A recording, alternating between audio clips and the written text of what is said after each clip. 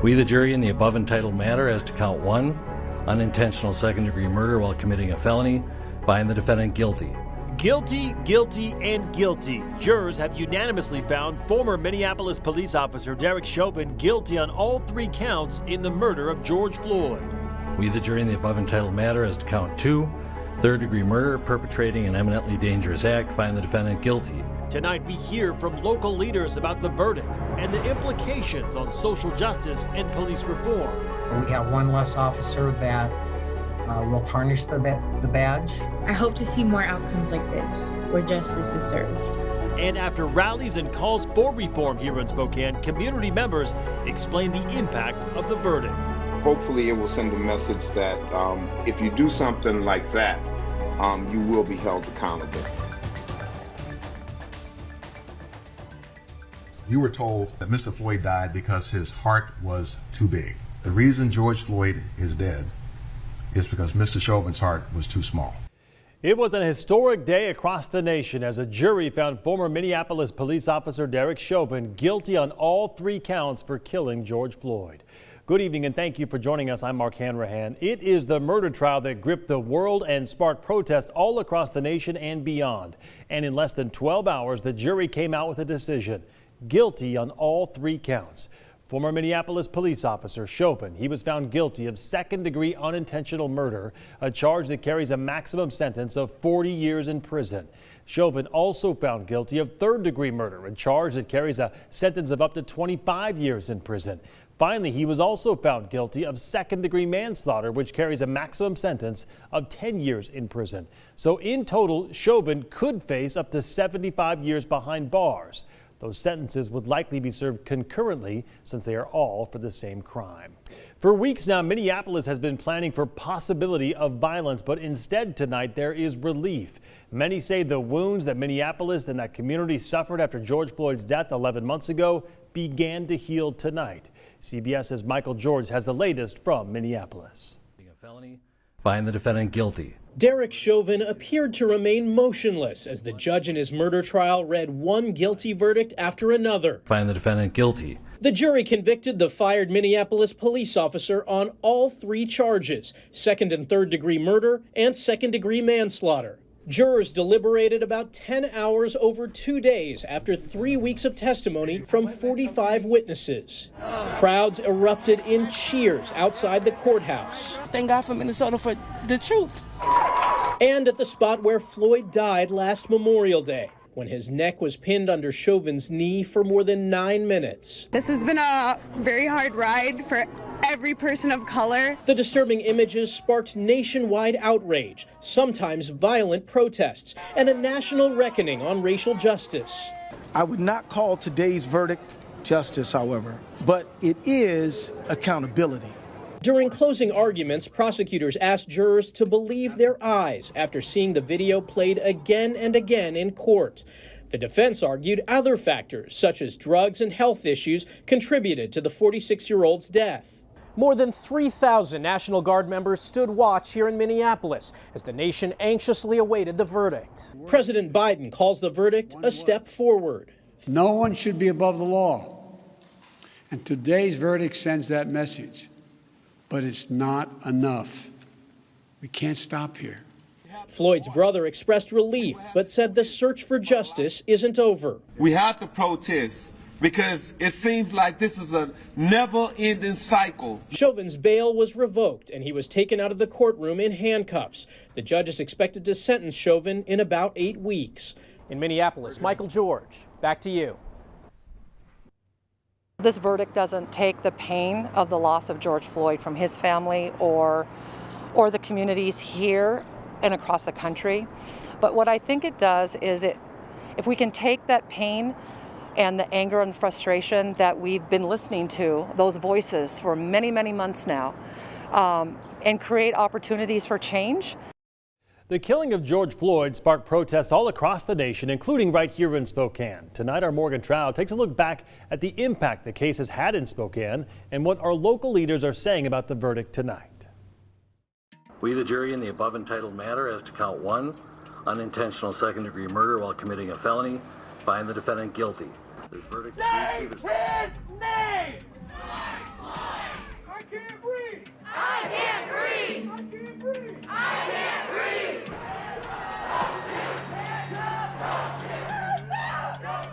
I knew that I was going to feel some way, but to feel the tears of joy come to my eyes was just overwhelming for me.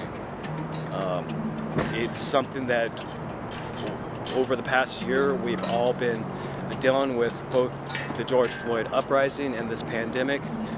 And so this verdict is just, it's a silver lining in some dark days that we've had. It was shocking. I sat here and I was like, oh my gosh. Like, I was just thinking of George Floyd's family and them finally receiving justice, and like George Floyd himself receiving justice. I think the message of enough is enough is resonating, and hopefully there is some true sustainable change that comes from it. I mean, if we all stand up and speak out, then we will see the change that we need to see. You immediately feel a sigh of relief, but for me, it didn't last very long because there are so many people that have lost their lives and no one has been held accountable. We might feel like we're getting justice now, but we've got another trial to go through, and we've got another trial to go through, and we've got another trial after that, and another trial after that. So justice in this case has been done, but justice as a whole hasn't been done yet. And until we as a community decide that we are going to strive for strict police reform, and we're not going to allow the police union to control the narrative anymore, that we as a community want our community safe, not only from criminals, but also from the police. We want to feel safe from. Police reform happens with police. I mean, they need to be at the table.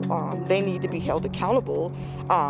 Their policies and practices need to be looked at from an equitable lens, and they need to be able to take that feedback from their own community and use it in a way that's positive. So it's time for the police departments in this community to take an active step on being a positive change agent instead of a denier of the truth that we all now know, that there's problems inside these police forces. That picture of Chauvin going into handcuffs should be turned into a statue, because that is a monumental change that is going to take place, and that image right there it's going to reverberate through the ages. Beyond Spokane, state leaders are also reacting to the verdict today in the Chauvin case. Washington Governor Jay Inslee sent this press release out when the verdict came down. He said, quote, "This was more than the death of one person. It was a trauma for George Floyd's family, his children, the bystanders, and indeed the entire nation." He goes on to say, "Yet there is still so much work to do. This is one step on a long journey that we are just beginning." Senator Maria Cantwell said in a statement, "George Floyd and his family deserve justice. Today, a jury deliberated, and we took one step closer toward justice. Congress should now pass the George Floyd Justice in Policing Act and ensure equal treatment under the law." Senator Patty Murray also tweeted, saying, "George Floyd should be with us today, and so should too many other black men, women, and children. We need justice in every single trial, and in America, where justice and equality are the reality for all of us. That's what I will keep fighting for." Our Whitney Ward got the chance to speak to Reverend Walter Kendricks from Morning Star Baptist Church in Spokane on today's verdict. She asked him where he was when he heard the jury's decision. I was driving down the street. I had just left the church, as a matter of fact, and I stopped at the store. Someone said, "Hey, did you hear the verdict?" White lady. And I said, "No, I haven't heard it yet." And she said, "Hey, guilty on all counts." And I said, "Oh, okay."